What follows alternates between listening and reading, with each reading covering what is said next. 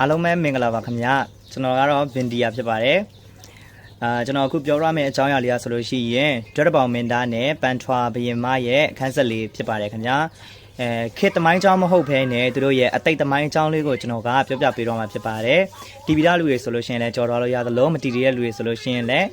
ဘုဒ္ဓအနေနဲ့နားထောင်လို့ရပါတယ်ခင်ဗျာကျွန်တော်ရဲ့အကောင့်လေးကို like and share လေးလုပ်ပြီးတော့ဖို့အတွက်မြတ်တရားခံချင်ပါတယ်ခင်ဗျာကဲစလိုက်ကြရအောင်နော်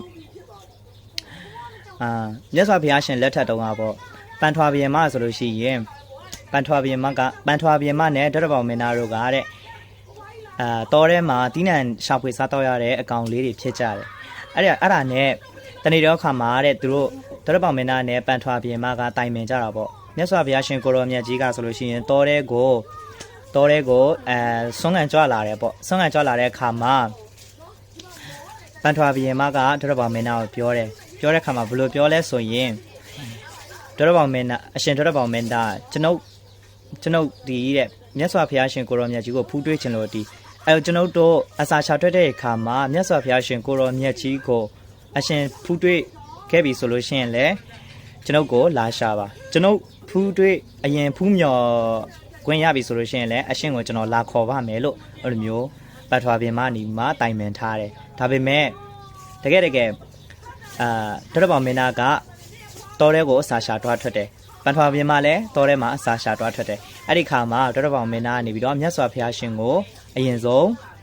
တွေးရှိတွားတယ်တွေးရှိဖူးမြော်တော့ခွင့်ရတယ်ပေါ့တွေးရှိဖူးမြော်ခွင့်ရတဲ့ခါမှာ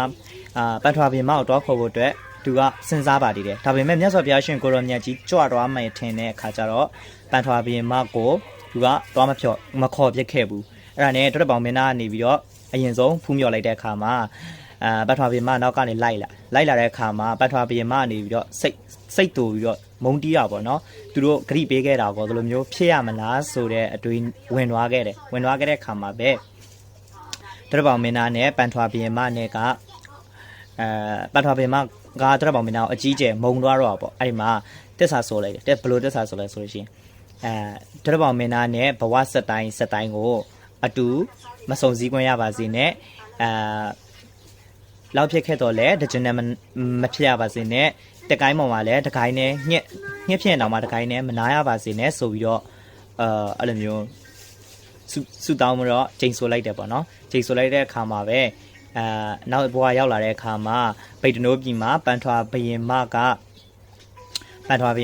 ဒရပေါင်ဆိုတဲ့နာမည်ကိုကြားလိုက်တာနဲ့အလိုလိုနေရင်ကိုမုန်းတဲ့စိတ်တွေပေါ်လာခဲ့ပြီးတော့ဒရပေါင်မင်းသားကျတော့ပန်ထွာဘုရင်မဆိုတဲ့အတန်ကိုကြားလိုက်တာနဲ့အလိုလိုနေရင်ချစ်တဲ့စိတ်ကလေးတွေကပေါ်